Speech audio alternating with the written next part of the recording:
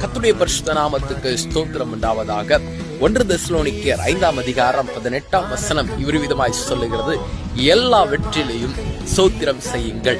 இன்றைக்கு நம்முடைய வாழ்க்கையில பாடுகள், பிரச்சனைகள், உபத்திரவங்கள், போராட்டங்களை பார்த்துட்டு நம்ம சோர்ந்து போகிறோமா? நம்முடைய இருதயம் சோர்ந்து போய் கொண்டிருக்கிறதா? இன்னைக்கு ஆண்டோடைய சமூகத்தில் ஆண்டோடைய வசனம் வருகிறது, எல்லா வெற்றிலையும் ஸ்தோத்திரம் செய்ய வேண்டுமா? நாம் எரியோ மதிலை பார்க்கும் பொழுது இஸ்ரவேல் ஜனம் அந்த எரியோ மதிலை பார்த்துட்டு சோர்ந்து போய் இருக்குல்ல, கர்த்தரை துதிச்சாங்க. பவுல் சீலாவும் அந்த சிறைச்சாலையின் கதவு அடைக்கப்பட்டிருந்த அந்த வாசலை பார்த்துட்டு அவங்க கர்த்தருடைய சமூகத்துல சோர்ந்து போய் இருக்குல்ல, துதிக்க ஆரம்பிச்சாங்க.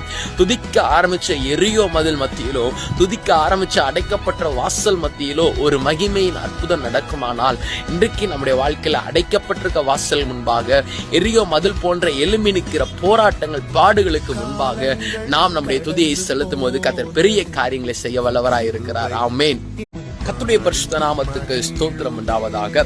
1 தெசலோனிக்கேயர் 5ஆம் அதிகாரம் 18ஆம் வசனம் இவ்விதமாய் சொல்லுகிறது, எல்லா வெற்றிலையும் ஸ்தோத்திரம் செய்யுங்கள்.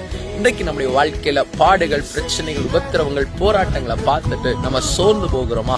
நம்முடைய இருதயம் சோர்ந்து போய் கொண்டிருக்கிறதா? இன்னைக்கு ஆண்டோடைய சமூகத்தில் ஆண்டோடைய வசனம் வருகிறது, எல்லா வெற்றிலையும் ஸ்தோத்திரம் செய்ய வேண்டுமா? நாம் எரியோ மதிலை பார்க்கும் பொழுது இஸ்ரவேல் ஜனம் அந்த எரியோ மதிலை பார்த்துட்டு சோர்ந்து போய் இருக்குல்ல, கர்த்தரை துதிச்சாங்க.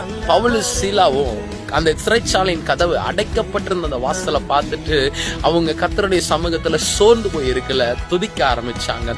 துதிக்க ஆரம்பிச்ச எரியோ மதில் மத்தியிலோ, துதிக்க ஆரம்பிச்ச அடைக்கப்பட்ட வாசல் மத்தியிலோ ஒரு மகிமையின் அற்புதம் நடக்குமானால், இன்றைக்கு நம்முடைய வாழ்க்கையில அடைக்கப்பட்டிருக்க வாசல் முன்பாக, எரியோ மதில் போன்ற எழும்பி நிற்கிற போராட்டங்கள், பாடுகளுக்கு முன்பாக நாம் நம்முடைய துதியை செலுத்தும் போது கர்த்தர் பெரிய காரியங்களை செய்ய வல்லவராய் இருக்கிறார். ஆமென். கர்த்தருடைய பரிசுத்த நாமத்துக்கு ஸ்தோத்திரம் உண்டாவதாக. 1 தெசலோனிக்கேயர் 5ஆம் அதிகாரம் 18ஆம் வசனம் இவ்விதமாய் சொல்லுகிறது, எல்லா வெற்றிலையும் ஸ்தோத்திரம் செய்யுங்கள். இன்றைக்கு நம்முடைய வாழ்க்கையில பாடுகள், பிரச்சனைகள், உபத்திரவங்கள், போராட்டங்களை பார்த்துட்டு நம்ம சோர்ந்து போகிறோமா? நம்முடைய இருதயம் சோர்ந்து போய் கொண்டிருக்கிறதா?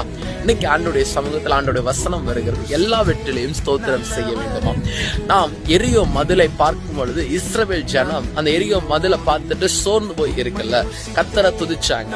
பவுல் சீலாவும் அந்த சிறைச்சாலையின் கதவு அடைக்கப்பட்டிருந்த அந்த வாசலை பார்த்துட்டு அவங்க கர்த்தருடைய சமூகத்துல சோர்ந்து போய் இருக்குல்ல, துதிக்க ஆரம்பிச்சாங்க.